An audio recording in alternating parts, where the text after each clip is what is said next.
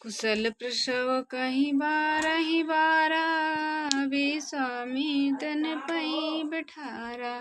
तही अवसर आए दो भाई गए रहे देखन फुलवाई। जय श्री राम, राधे राधे। सभी को स्वागत है मेरे इस वीडियो में। तो इस वीडियो में हम लोग जानेंगे कि रामायण में का पाठ है हमारा बालकांड, और इस बालकांड में हम देखेंगे कि प्रभु श्री राम विश्वामित्र के साथ लक्ष्मण के साथ वहाँ पे गए हैं जनकपुरी, जहाँ पर माता सीता के लिए स्वयंवर रचा गया है। तो वहीं पर गए हैं। तो चलिए उन्हें कथा हम सुनते हैं, और वीडियो पसंद आएगा तो प्लीज़ लाइक से सब्सक्राइब करिएगा। प्रभु श्री राम के लिए, रामायण के लिए, हमारे पवित्र प्यारे पवित्र ग्रंथ के लिए एक प्यारा सा कमेंट कीजिएगा। राधे राधे, जय श्री राम। तो आगे सुनिए। विश्वामित्र ने बारंबार कुशल क्षेम पूछ कर राजा को बैठाया। विश्वामित्र जब राम लक्ष्मण जी को लेकर के जनकपुरी गए तो राजा जनक ने देखा, उनका आव भगत किया, उन्हें आदर सत्कार के साथ ले गए, उन्हें बहुत बार बार उनका कुशल क्षेम पूछा, उन्हें बिठाया। उसी समय दोनों भाई राम लक्ष्मण को फुलवारी देखने चले गए। वहीं उनके बाग बगीचे बहुत सुंदर थे जनकपुरी, तो वही देखने दोनों गए। श्याम घोर मृदु बयस किशोरा, लोचन सुखद विश्वचित चोरा। उठे सकल जब रघुपति आए, विश्वामित्र निकट बिठाए। सांवरे और गोरे रंग के कोमल किशोरावस्था के, आंखों को सुख पहुँचाने वाले और संसार के चित्त को लुभाने वाले श्री राम और लक्ष्मण जी के वहां आने पर सब लोग उठ खड़े हुए। मुनि विश्वामित्र ने उन दोनों को अपने पास बिठा लिया। भय सब सुखी देखी दो भ्राता, बारी बिलोचन पुलकित गाता। मूर्ति मधुर मनोहर देखी, भयहु विदोहु विदेशी विशेषी।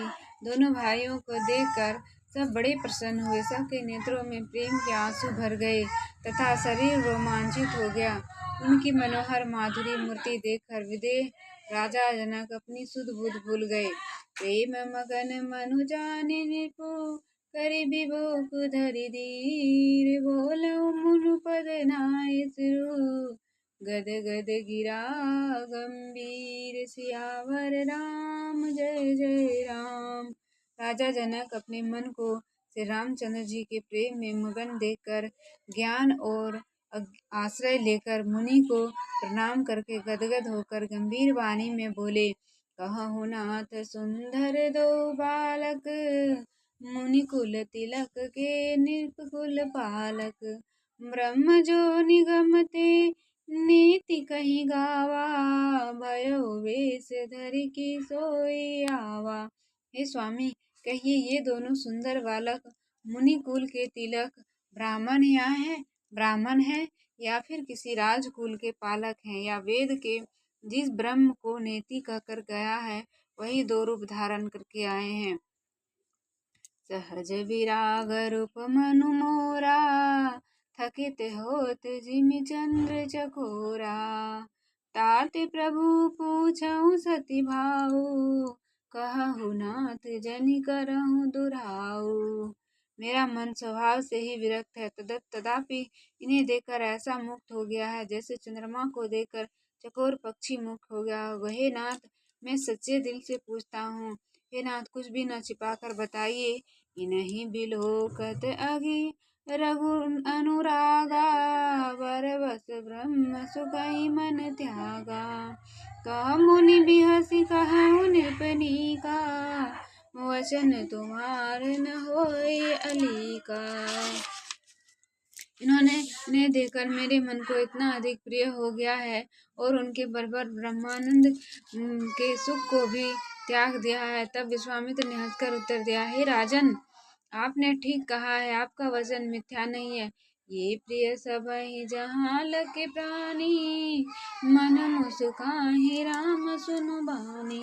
रघुकुल मनि दशरथ के जाई, मम हित लागी नरेश पठाई।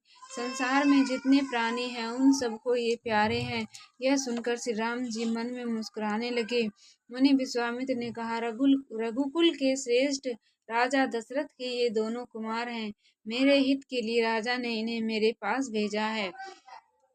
राम लखन दो बंधु बर, रूपशील बलधाम। मख राखेउ सबु साखी जनु, जिते असुर संग्राम। रूपशील और शक्ति के खान इन दोनों भाइयों का नाम राम और लक्ष्मण है। इन्होंने मेरे यज्ञ की रक्षा की है और युद्ध में राक्षसों पर विजय पारी है। इसका साक्षी राजा सारा संसार है। जय श्री राम। राधे राधे। पसंद आया होगा तो एक लाइक से सब्सक्राइब करिएगा और इसके आगे की कथा हम आगे पढ़ेंगे।